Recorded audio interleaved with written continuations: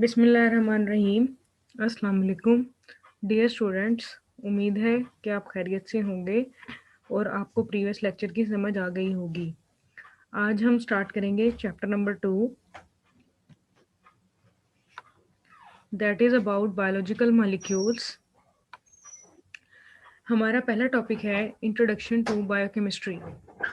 So what is biochemistry? Biochemistry क्या है? Branch of biology deals with study of chemical components and chemical processes in living organisms. Biochemistry दो word से मिलकर बना है, bio और केमिस्ट्री। ये बायोलॉजी की वो ब्रांच है जिसमें हम लिविंग थिंग्स या लिविंग ऑर्गेनिजम्स में पाए जाने वाले केमिकल कंपोनेंट्स और केमिकल प्रोसेसेस को स्टडी करते हैं।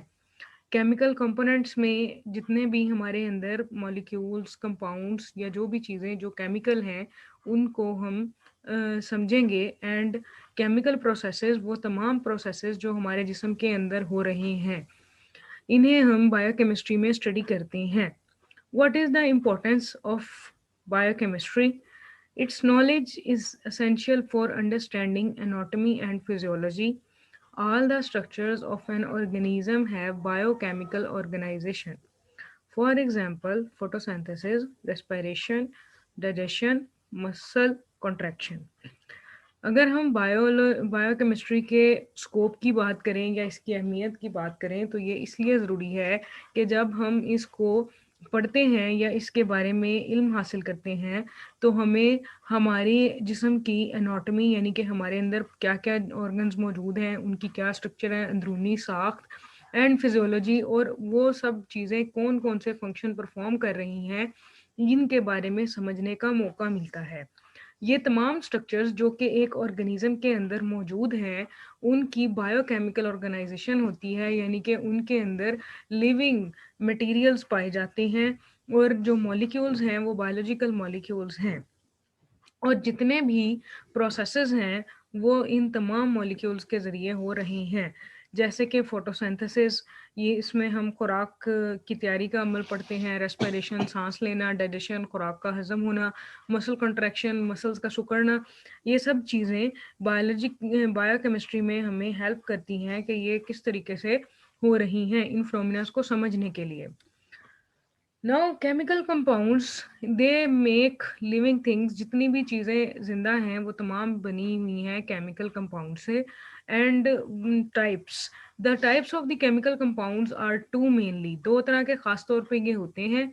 इनमें से एक ऑर्गेनिक कंपाउंड्स हैं और दूसरे इनऑर्गेनिक कंपाउंड्स हैं। First of all, we will see organic compounds. Organic compounds are found in living organisms, carbohydrates, lipids, proteins and nucleic acids. Organic compounds वो तमाम कंपाउंड्स होते हैं जिनमें कार्बन और हाइड्रोजन इकट्ठे आते हैं, या फिर इनके डेरिवेटिव्स को भी हम ऑर्गेनिक कंपाउंड ही कंसीडर करते हैं। ये ज़्यादातर लिविंग ऑर्गेनिज्म में पाए जाते हैं और उन्हीं की बॉडी में बनते हैं, लेकिन अब हम इन्हें लैब में भी तैयार कर सकते हैं। कार्बोहाइड्रेट, लिपिड, प्रोटीन और न्यूक्लिक एसिड इनकी एग्जांपल्स हैं। जैसा कि हम यहाँ देख सकते हैं कि ब्रेड के अंदर ये एक कंपाउंड लिया गया है और ये एक ऑर्गेनिक कंपाउंड है, यानी कि इसकी कंपोजिशन लिविंग थिंग्स में दिखाई गई है। Inorganic compounds are water, carbon dioxide, acid, base and salt. हम जितने भी इनऑर्गेनिक कंपाउंड्स हैं इनको मोस्टली हम या तो ज़मीन से, हवा से या पानी से हासिल करते हैं। पानी, कार्बन डाइऑक्साइड, एसिड, बेस और सॉल्ट इसकी एग्जांपल है। यहाँ पे हम सॉल्ट देख सकते हैं, डिफरेंट सॉल्ट्स जो हैं वो इनऑर्गेनिक कंपाउंड्स में आते हैं और इनऑर्गेनिक कंपाउंड सॉल्ट्स में पाए जाते हैं। सोडियम क्लोराइड भी इसकी एग्जांपल है, वाटर भी, कार्बन डाइऑक्साइड भी। इसके अलावा अगर हम बायोलॉजिकल मॉलिक्यूल्स की डिफरेंट ऑर्गेनिज्म में केमिकल कंपोजिशन की बात करें तो ऑलमोस्ट हर लिविंग ऑर्गेनिज्म में कंपोजिशन इनकी चेंज होती जाएगी, कुछ में कम कुछ में ज़्यादा होती जाएगी, लेकिन मोस्टली एक दूसरे से रेलिवेंट ही रहेंगे। जैसे यहाँ पर एक बैक्टीरियल और मेमेलियन सेल का केमिकल कंपोजिशन प्रोवाइड किया गया है। अगर हम बैक्टीरियल सेल को देखें तो इसका टोटल वेट, इसमें जो पानी है वो 70% है इसके वेट का, और इंसान के सेल में भी या किसी जानवर के सेल में भी 70% वाटर पाया जाता है। प्रोटीन्स की बात करें तो बैक्टीरिया में प्रोटीन्स 15% है और ह्यूमंस में या एनिमल्स में, मैमल्स में प्रोटीन्स की मिकदार 18% है। अगर हम बैक्टीरिया सेल में कार्बोहाइड्रेट की बात करें तो ये ओनली 3% काउंट करता है और मेमेलियन सेल में ये 4% काउंट करते हैं। लिपिड्स जो कि मेम्ब्रेन्स वगैरह ये डिफरेंट स्ट्रक्चर्स बनाने के काम आते हैं एक सेल में, ये बैक्टीरियल सेल में ओनली 2% है, जबकि मेमेलियन सेल में ये 3% है। और अगर डीएनए की बात की जाए तो बैक्टीरियल सेल में ये 1% है और एनिमल सेल में ये मैमल सेल में 0.25% है। आरएनए 6% टोटल सेल वेट होता है इन बैक्टीरियल सेल एंड 1.1% होता है इन ममेलियन सेल। और बाकी के जो ऑर्गेनिक मॉलिक्यूल्स हैं वो दोनों में बराबर बराबर पाए जाते हैं, जिनमें इंजाइम, हार्मोन, मेटाबोलाइट हैं, ये 2% है, और इनऑर्गेनिक आयंस जिसमें सोडियम, पोटाशियम, मैग्नीशियम वगैरह शामिल हैं, ये 1% पाए जाते हैं। ये टेबल शॉर्ट एमसीक्यूज के हवाले से बहुत इंपॉर्टेंट है, तो मल्टीपल चॉइस क्वेश्चन के लिए हम इस टेबल को लाजमी प्रिपेयर करेंगे। इंट्रोडक्शन टू बायोकेमिस्ट्री में एक चीज़ हम और डिस्कस करते हैं जो है सर्वाइवल ऑफ एन ऑर्गेनिज्म। एक ऑर्गेनिज्म का बचाव या उसकी ज़िंदगी depends upon its ability to take some chemical from its environment and use them to make chemicals of its living matter। एक ऑर्गेनिज्म अगर अपने आप को बचाना चाहता है या सरवाइव करना चाहता है तो उसके लिए उसमें ये खासियत होती है, और वो इस खासियत पे टोटली डिपेंड करता है कि वो माहौल से केमिकल्स को अपटेक कर सके और उन्हें अपनी बॉडी के केमिकल बनाने की अहलियत रखता हो। जैसे कि हम इसमें डाइजेशन की एक सिंपल सी एग्जांपल ले सकते हैं कि हम कोई भी चीज़ खाते हैं तो उसके अंदर भी केमिकल कंपाउंड्स मौजूद होते हैं, और उसको खाने के बाद वो हमारी बॉडी में जाके अगेन केमिकल्स में कन्वर्ट हो जाती है और हम उन्हें वापस अपनी बॉडी का मैटर बनाने के लिए इस्तेमाल करते हैं। इसी तरह प्लांट्स माहौल से जो है वो इनऑर्गेनिक मैटर लेते हैं और इसको अपने अंदर असेंबल करके ऑर्गेनिक कंपाउंड्स बना लेते हैं। तो एक ऑर्गेनिज्म का सर्वाइवल इस चीज़ पे बहुत ज़्यादा डिपेंड करता है। Cells of every organism take in new substances and changing them into chemically in various ways, building new cellular materials and obtaining energy for their needs। अब हर सेल जो है इसमें ये एबिलिटी होती है कि ये नए सब्सटेंसेस को अपने अंदर ला सकता है और उसे अंदर लाने के बाद अपने केमिकली उसको वेरियस वेज में चेंज कर सकता है, अपनी मर्जी के मुताबिक नया कोई केमिकल बना सकता है।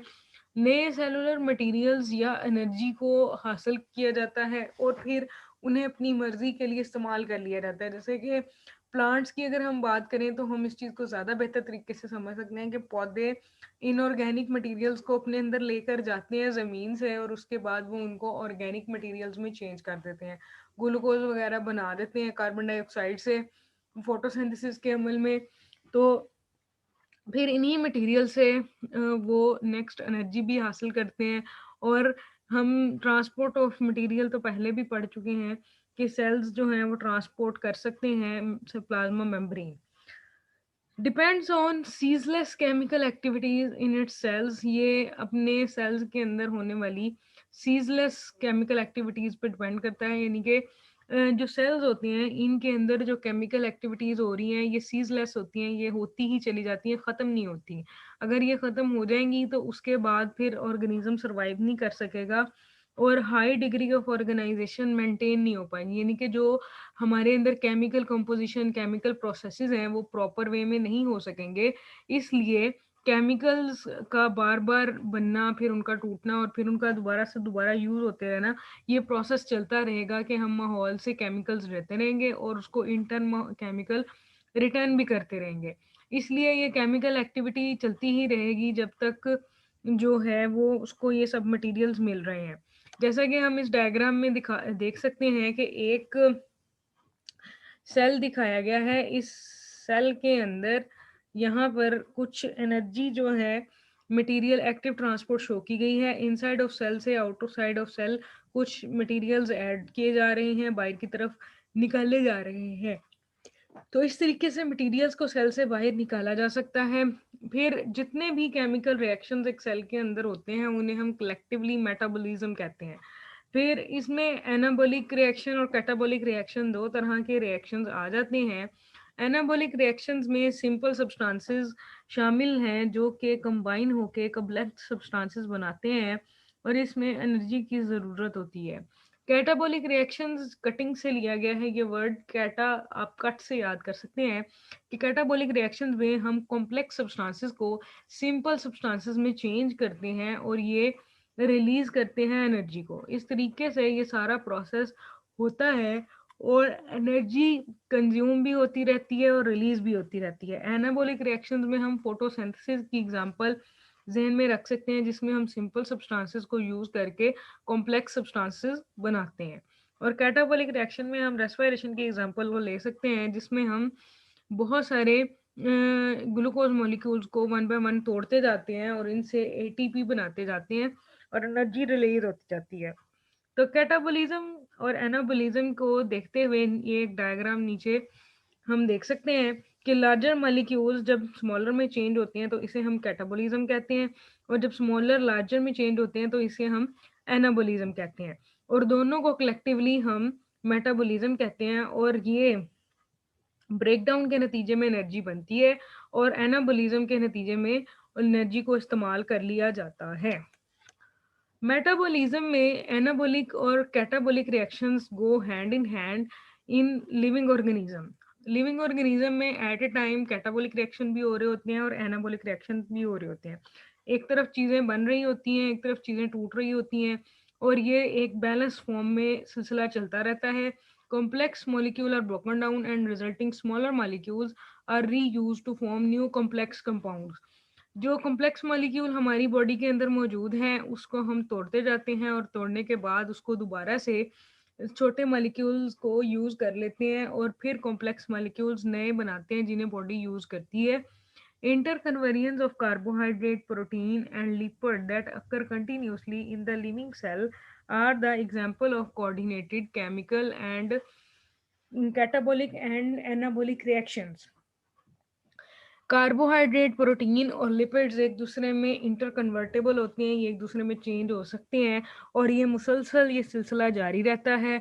और ये कुछ एग्जांपल्स हैं हमारे पास जो हमें कोऑर्डिनेटेड कैटाबॉलिक और एनाबॉलिक रिएक्शंस शो करती हैं। मतलब इसमें हम ये देख सकते हैं कि कैटाबॉलिक और एनाबॉलिक रिएक्शंस आपस में एक दूसरे के साथ कोऑर्डिनेट फॉर्म में हो रहे हैं। जैसा कि आप इस डायग्राम में देख सकते हैं बच्चों कि कोई ऑर्गेनिज्म जो है वो जब केमिकल एनर्जी खाने से हासिल करता है, ह्यूमंस अपनी केमिकल नीड्स खाने से हासिल करते हैं। केमिकल एनर्जी में कार्बोहाइड्रेट, फैट, प्रोटीन, लिपिड, कोई भी चीज़ जो है यहाँ पर आ सकती है। जब हम इसे खाते हैं तो ये बॉडी में जाने के बाद एटीपी में चेंज हो जाती है और एटीपी एनर्जी करेंसी है। अब एटीपी को हम मेटाबॉलिज्म में यूज़ करते हैं, एटीपी एनाबॉलिज्म में भी यूज़ होती है और मेटाबॉलिज्म में भी। तो इसको फिर इसमें से कुछ एनर्जी को केमिकल वेस्ट के तौर पे कार्बन डाइऑक्साइड और वाटर के ज़रिए बाहर रिलीज़ कर देते हैं, कुछ एनर्जी हीट की फॉर्म में रिलीज़ हो जाती है। तो इस तरीके से हम चीज़ों को बना भी सकते हैं और उन्हें डिस्ट्रॉय भी कर सकते हैं बॉडी के अंदर। नाउ इम्पोर्टेंस ऑफ वाटर, पानी की अहमियत। इस चैप्टर में हम ये भी देखेंगे कि पानी हमारे लिए ज़रूरी क्यों है। Water is the medium of life, most abundant compound in all organisms. पानी ज़िंदगी के लिए बहुत ज़्यादा ज़रूरी है, अगर पानी ना हो तो ज़िंदगी ना होने के बराबर ही होगी। और जितने भी ऑर्गेनिज्म हैं उनके जिस्मों में सबसे ज़्यादा पाए जाने वाला केमिकल कंपाउंड पानी है। अब जैसे हमने पीछे बैक्टीरियल और मेमेलियन सेल की कंपोजिशन पढ़ी है उसमें हमने देखा कि 70% तक एक सेल के अंदर पानी है। तो amount of water different organism में वेरी करती रहती है। अब जैसे 65% से 89% तक बॉडीज में वाटर मौजूद है, लेकिन वेरी करेगा कि कौन से ऑर्गेनिज्म की बात हो रही है। अब अगर हम ह्यूमन टिश्यूज की बात करें तो इनके जो बोन सेल्स होते हैं इनमें 20% वाटर होता है और ब्रेन सेल में 85% तक वाटर मौजूद है। और इसके अलावा जो सेल रिएक्शंस हैं ये तमाम के तमाम पानी के अंदर ही होते हैं और जितने भी बायोकेमिकल रिएक्शंस हैं, जैसे कि बड़े बड़े मॉलिक्यूल्स की हाइड्रोलाइसिस होना, यानी कि पानी की मौजूदगी में टूटना, ये सब पानी के अंदर हो रहे हैं। और पानी रॉ मटेरियल के तौर पे फोटोसिंथेसिस में यूज होता है। रॉ मटेरियल कहते हैं जो स्टार्टिंग मटेरियल होता है, स्टार्टिंग मटेरियल के तौर पे ये फोटोसिंथेसिस में इस्तेमाल होता है।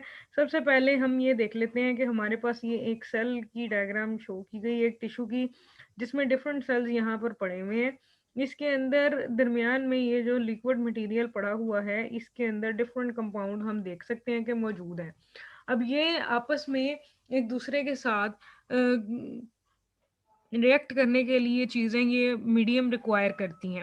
इसी तरह फोटोसिंथेसिस की जब हम इक्वेशन लिखते हैं तो उसमें हम 6 CO2 प्लस 6 वाटर मॉलिक्यूल्स लिखते हैं। तो वो वाटर मॉलिक्यूल जो है वो रॉ मटेरियल, स्टार्टिंग मटेरियल के तौर पे यूज़ होता है। जब हम फोटोसिंथेसिस भी पढ़ते हैं तो उसमें लाइट रिएक्शन के दौरान वाटर का मॉलिक्यूल टूट के इलेक्ट्रॉन प्रोवाइड करता है। तो वाटर फिर फोटोसिंथेसिस में रॉ मटेरियल के तौर पे भी इस्तेमाल होता है। अब कुछ प्रॉपर्टीज आ जाती हैं वाटर की। सबसे पहले सॉल्वेंट प्रॉपर्टीज हैं। It is excellent solvent for polar substances due to its polarity. अब सबसे पहले हम ये बात कर लेते हैं कि जो सॉल्वेंट है वो क्या होता है। जब हम किसी सोल्यूशन की बात करते हैं तो उसमें हम कहते हैं दो तरह की चीज़ें होती हैं। एक वो चीज़ है जो सोल्यूशन में डिसॉल्व हो जाती है, और दूसरी वो चीज़ है जो उस चीज़ को डिसॉल्व कर लेती है। जो चीज़ डिसॉल्व हो जाए उसको हम सोल्यूट कहते हैं, और जो चीज़ डिसॉल्व कर ले उसे हम सॉल्वेंट कहते हैं। तो वाटर एक्सीलेंट सॉल्वेंट है, यानी कि ये दूसरी चीज़ों को अपने अंदर हल कर लेता है। जिसमें इसकी बहुत ही आम मिसाल है कि जैसे हम घर में एक गिलास के अंदर पानी डाल के उसमें एक चम्मच चीनी मिक्स कर लेते हैं, तो जो चीनी है वो क्या है, सल्यूट है, और पानी सॉल्वेंट है।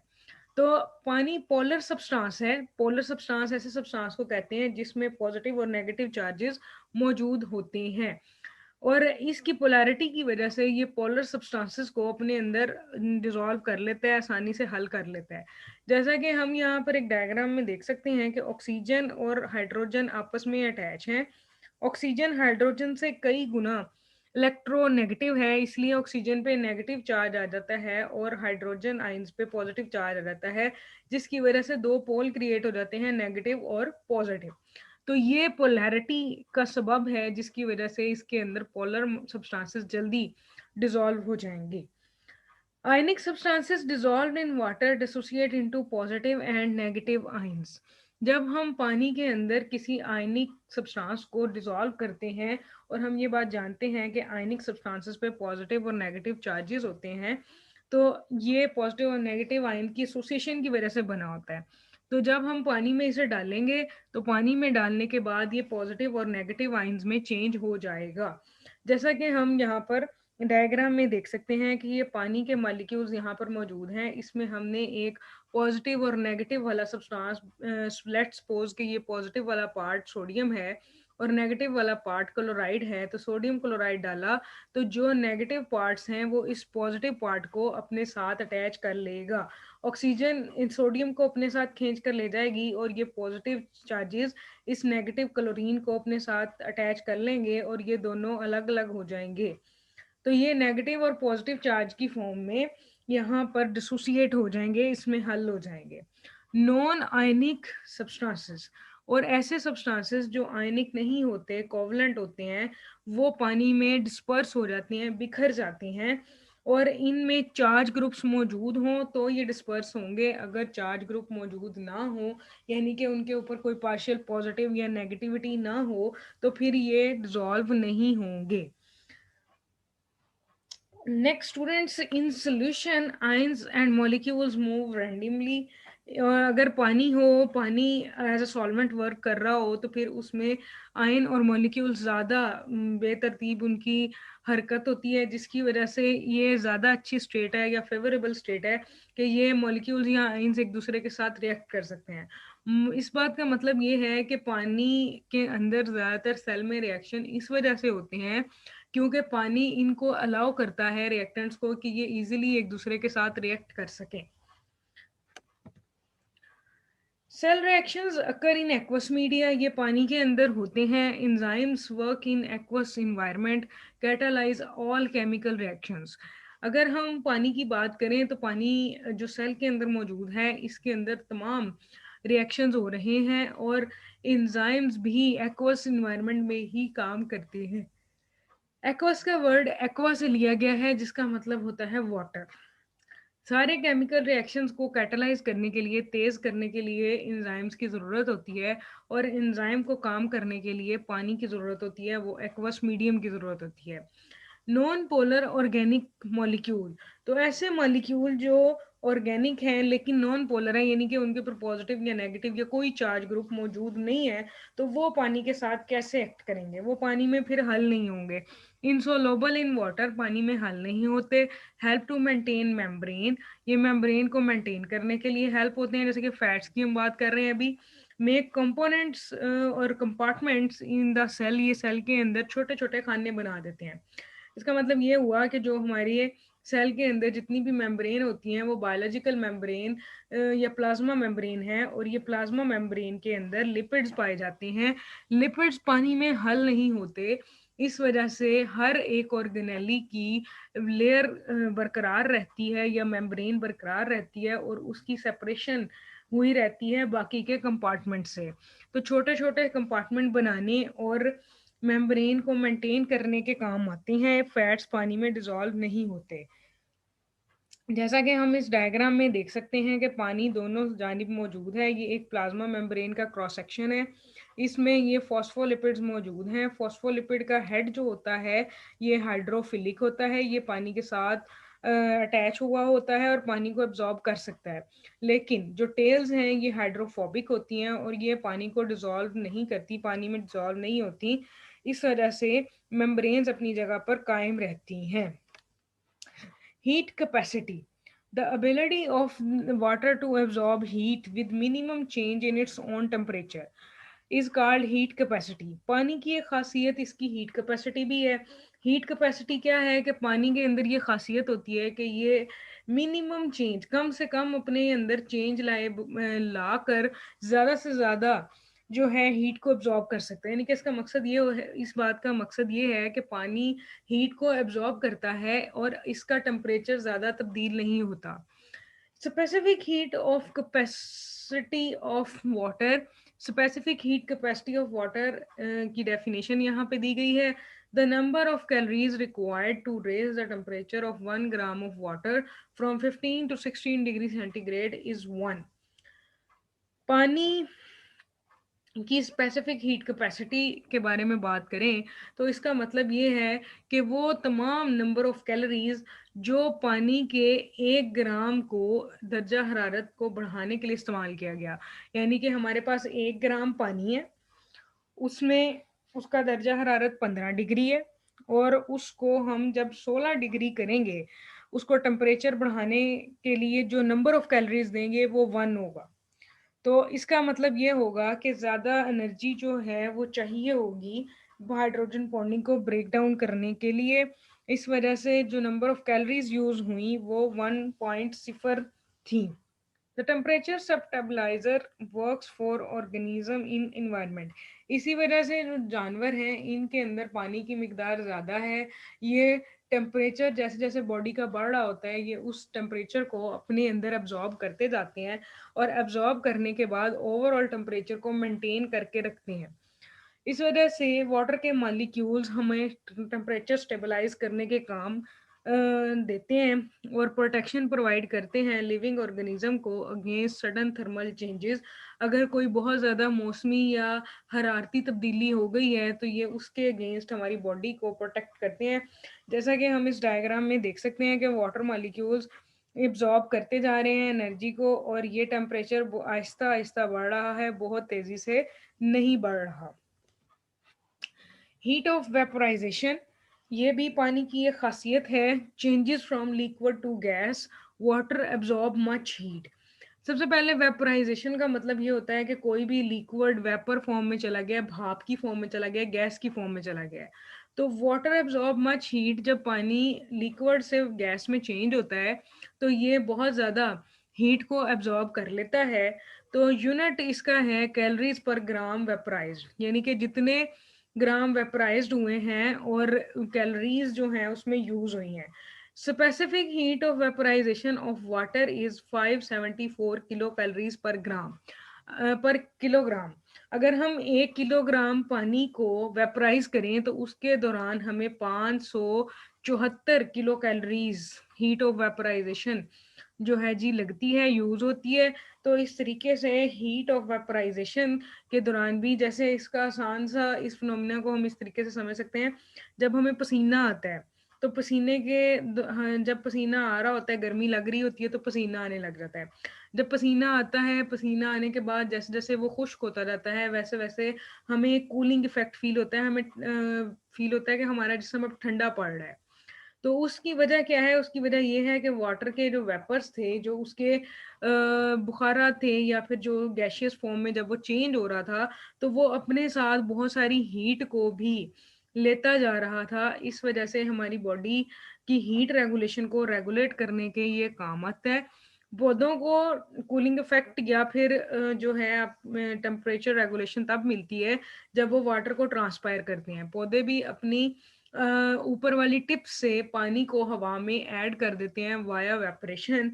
इसको हम ट्रांसपायरेशन कहते हैं। और ट्रांसपायरेशन जब हवा में ऐड होती जाती है, पानी को ऐड करती जाती है, तो उसके नतीजे में क्या होता है कि प्लांट्स की बॉडी जो है उसके अंदर जो एक्सेस हीट होती है वो हवा में शामिल हो चुकी होती है। और एनिमल्स में भी ऐसी है कि व्हेन एनिमल्स प्रिसिपिटेट, यानी कि जब हमें पसीना आता है तो उसके दौरान हमारे अंदर भी यही चेंजेस आती हैं। जैसा कि हम इस डायग्राम में देख सकते हैं कि हीट को प्रोवाइड किया जा रहा है। हीट को प्रोवाइड करने के बाद जैसे जैसे मॉलिक्यूल्स ऊपर की जानिब उठते जा रहे हैं, टेम्परेचर स्लोली स्लोली बढ़ रहा है, क्योंकि मैक्सिमम हीट यहाँ इन बुखारात के ज़रिए रिलीज़ की जा रही है।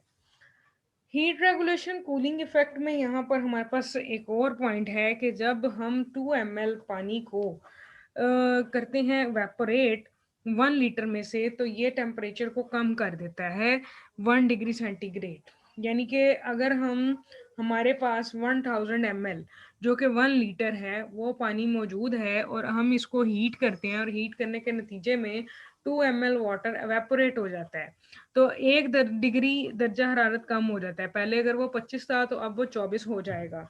तो इस तरीके से ये लेटेंट हीट को अपने साथ ले जाते हैं, जैसे कि हम नीचे देख सकते हैं कि जैसे ही हम किसी लिक्विड को प्रोवाइड करते हैं लेटेंट हीट, इनसाइड हीट, तो उससे ये वेपराइज होना शुरू हो जाते हैं और ओवरऑल टेम्परेचर। नेक्स्ट वाटर की प्रॉपर्टी है ionisation of water. Water molecules ionize to form H positive and OH negative ions. पानी के मॉलिक्यूल्स इंटरकन्वर्टेबल होते रहते हैं, आयंस में चेंज होते रहते हैं और OH नेगेटिव और H पॉजिटिव आयंस बनाते रहते हैं। जैसे कि नीचे हम एक डायग्राम देख सकते हैं कि H2O यहाँ पर मौजूद है। जब इसकी आयनाइजेशन होती है तो एक साइड पे OH नेगेटिव और एक साइड पे H पॉजिटिव आयंस बन जाते हैं। This reaction is reversible. ये रिएक्शन रिवर्सिबल है, यानी कि रिवर्स होता रहता है, आयंस बनते भी रहते हैं और वापस ज्वाइन होके वाटर मॉलिक्यूल भी बना देते हैं। लेकिन एक इक्विलिब्रियम मेंटेन हो जाता है, यानी कि जितने आयंस एक बार चेंज होते हैं वाटर मॉलिक्यूल में, उतने ही वाटर मॉलिक्यूल वापस से ब्रेक डाउन होके आयंस में चेंज हो जाते हैं। सो ओवरऑल एक इक्विलिब्रियम बैलेंस कायम हो जाता है यहाँ पर। और अगर हम प्योर वाटर की बात करें तो वो 25 डिग्री सेंटीग्रेड जो कि रूम टेम्परेचर होता है, इसमें H पॉजिटिव और OH नेगेटिव आयंस की कंसंट्रेशन जो है 10⁻⁻7 मोल पर लीटर है। यानी कि न्यूट्रली हम कहते हैं कि वाटर जो है वो न्यूट्रल है, इसकी pH 7 होती है, जिसका मतलब ये है कि इसके अंदर H पॉजिटिव और OH नेगेटिव आयंस की मिकदार जो है वो 10⁻⁻7 मोल पर लीटर के हिसाब से है। तो OH नेगेटिव और H नेगेटिव वाटर की इस आयनाइजेशन प्रॉपर्टी का फायदा क्या है, या इफेक्ट क्या है? तो इफेक्ट ये है कि H positive and OH negative ions take part in many of reactions that occur in cells. H positive और OH नेगेटिव आयंस जो हैं ये सेल में होने वाले बहुत सारे रिएक्शन में पार्टिसिपेट करते हैं, और इस तरीके से ये सेल के मेटाबॉलिज्म को इफेक्ट करते हैं, इंक्रीज करने में, और ये बहुत सारे रिएक्शन को इनिशिएट करने में भी हेल्प कर सकते हैं, एनर्जी प्रोडक्शन में भी हेल्प कर सकते हैं। तो इस तरीके से आयनाइजेशन ऑफ वाटर एक बहुत इंपॉर्टेंट रोल प्ले करती है इनसाइड द सेल। नेक्स्ट हमारे पास last and final property of water है, that is protection. It is an effective lubricant. Lubricant कहते हैं जो फ्रिक्शन को चीज़ कम करती है, ये हमारी आइज़ को स्पेशली प्रोटेक्ट करता है और ये रगड़ से बचाता है। जिस तरह हमारे बॉडी के अंदर डिफरेंट ऑर्गन्स मौजूद हैं, उनके इर्द गिर्द वाटर की लेयर होती है, आइज़ में वाटर है। जिस तरह हम आइज़ को जब रब करते हैं या हमारी आंखों के साथ जब आईलिड्स जो इनके ऊपर हमारे कैप्स हैं, ये जब नीचे की तरफ को मूव करते हैं तो वहाँ पर टीयर ग्लैंड्स होते हैं जो टीयर को प्रोड्यूस करते हैं, और ये वाटर जो है ये कुशन की तरह काम करता है और ये हमारी आइज़ को किसी किस्म के ट्रॉमा से बचाने के लिए प्रोटेक्ट करता है। यानी कि अगर यहाँ पर हमारी आइज़ के अंदर ये टीयर्स मौजूद ना हो तो हमारी जो आंखें हैं उनके ऊपर आईलिड जो हैं वो जब बंद होंगे या ओपन होंगे तो उनकी वजह से आंखें के ऊपर मुख्तलिफ किस्म के रैशेज हो सकते हैं या फिर इंजरीज हो सकती हैं। तो वाटर इस सब में हमें हेल्प करता है। आई होप कि आपको ये लेक्चर समझ आ गया हो। इम्पोर्टेंस ऑफ वाटर एक क्वेश्चन में शॉर्ट क्वेश्चन बहुत सारे आते हैं, सो हमने इसको अच्छे तरीके से प्रिपेयर कर लेना है। सो स्टूडेंट्स, कल तक के लिए अल्लाह हाफिज़। इंशाल्लाह कल हम नया लेक्चर स्टार्ट करेंगे।